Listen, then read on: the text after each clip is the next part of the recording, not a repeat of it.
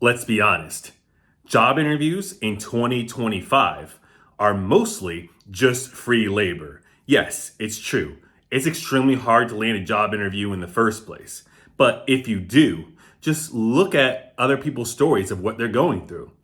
They're doing assessments, they're doing presentations, they're doing coding work, they're doing all kinds of free examples of work that could be done for a company.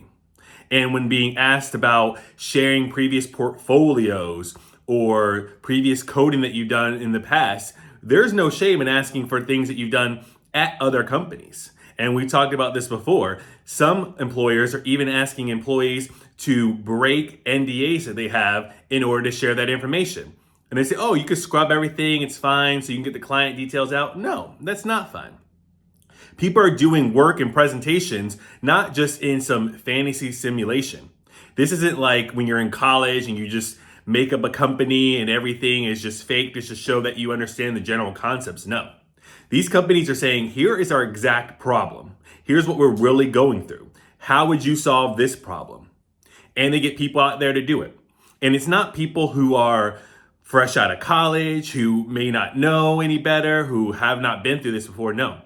They're getting people with 10, 15 years experience to do this work for them. So people in the industry who have experience doing it and know that they're doing a good job. Now, in theory, in a great world, in at least a good world, this would lead to jobs. If you're at that point, maybe it's between you and someone else, or maybe, hopefully, it's actually your job to lose. But the reality is, these jobs are being posted over and over and over. And they're looking for people with all this experience in these roles. So they're only getting the best of the brightest through the interview process. And then these people are doing free work for the company. And just add it all up. Say you even have 5 people doing these presentations a day or doing this work a day, especially if it's not a presentation, if it's just work that needs to be done. I mean, what is the limit to that? Yeah, it might take some time for your hiring manager to sit through presentations, but if it's all helpful work for them, it's actually not that much. It's much quicker than having to onboard someone and to train them and allow them to shadow, all that stuff. You don't have to have any of the things that actually benefit the candidate. It could be all the things that benefit the hiring manager and the organization. So there's just endless amount, really, of free labor being performed during these job interviews. And you would think you'd get to a point where people are like, well, I'm hearing from this person and that person that is not actually helping, who are going through the presentations, doing the free work, helping out these companies, and yeah, not getting paid for it. Not getting a dollar. Heck, not even getting a gift card, something at least for your time. Because these assessments and this unpaid free labor, it takes hours and hours of your time, and these companies know they're not going to hire you. No, they're just going to take your work. And if you really can follow up with it, if it's public information like a website or an app, go and see it, and you'll see that your work is out there. As long as you did a good job, which I'm sure you did, because these companies' end goal is not to hire somebody to do the job.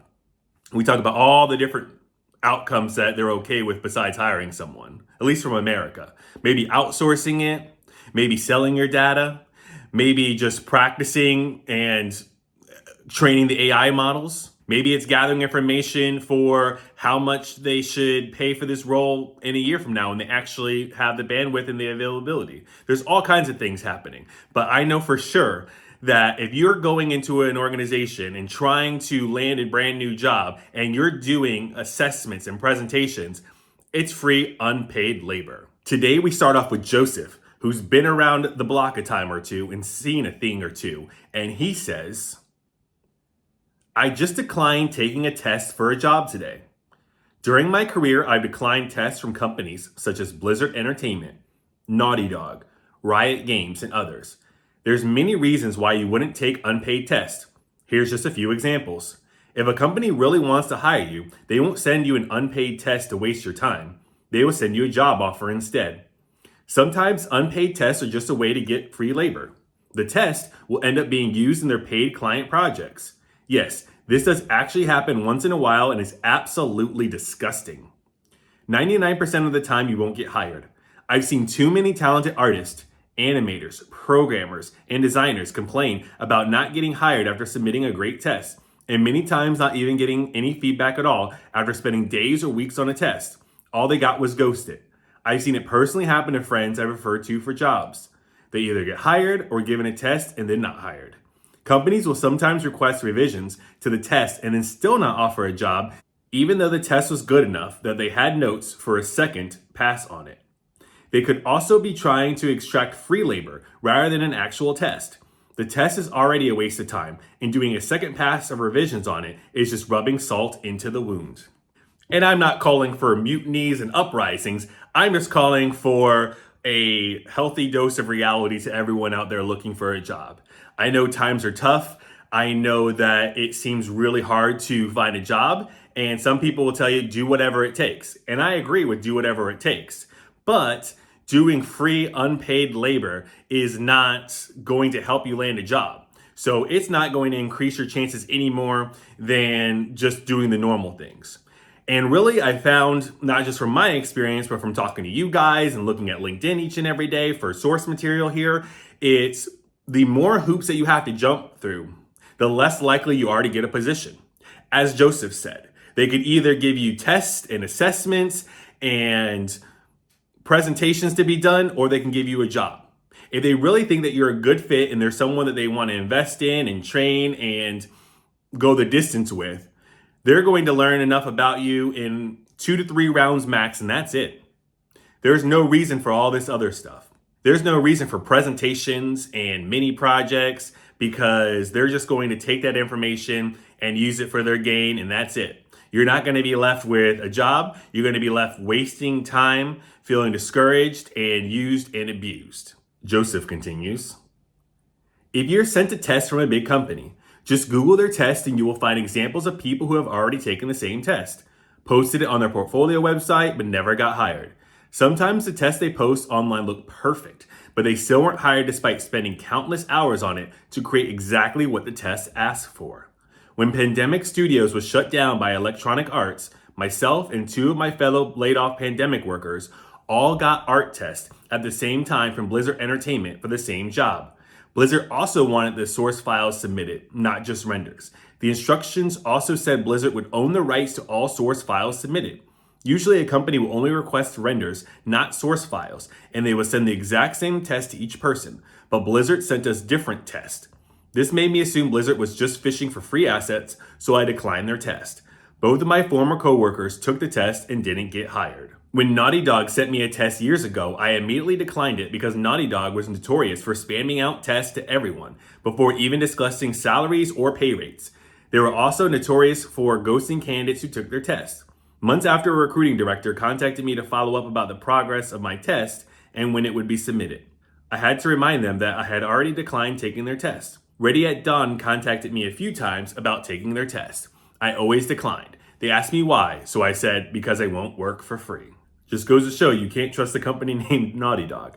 But Joseph makes great points here, because it'd be one thing if you saw even a handful of examples of people who were doing these tests and it led to work. But almost every example that I've read lately doesn't lead to work. And they don't even have the courtesy to call you, to email you. They just ghost you. I mean, I took a test the other day and it wasn't a matter of doing free work. It was really just like a skills assessment. And I never even heard back from them. I can only imagine how upset I'd be if I did actual project work and didn't hear anything back. I mean, this is what's happening to these people. And at some point, you got to put your foot down and be like Joseph and say, no, I won't work for free. Maybe you can hire me as an independent contractor, or we could do a temporary assignment for 3-6 months. Maybe you don't need someone forever, but I'm not going to be out here doing free work and you get all the benefit and I get none of it. At least 3-6 months, at least pay me for my time. But this is all leading to free work. Nobody's getting paid. No one's getting resume experiences, and they are taking away time. And this is a big opportunity cost from applying to roles and positions that might actually really exist for them. Next, Sandy says, being on the job market is hard enough. It's emotionally draining, financially stressful, and requires constant resilience. But what makes it even harder? Being constantly targeted by pay-to-play schemes disguised as job opportunities.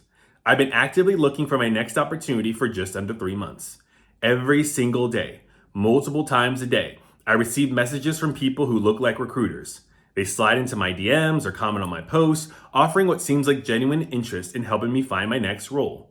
They ask thoughtful questions. They reference my experience. They act like they care. And then bam, the sales pitch drops.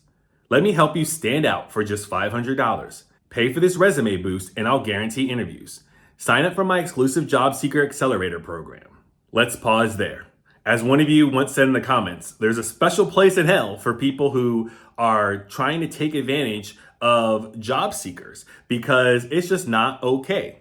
It's one thing if someone asks you for resume advice, resume help. I mean, that's definitely something I've done before. But to go out there and source and try to find people who have their open to work banner on and are desperate and they've talked about how they're facing homelessness and they're running out of money. And then you say, hey, I have the golden ticket for you. I have your way out. And to guarantee interviews, I'm sorry, in 2025, nobody can guarantee you an interview.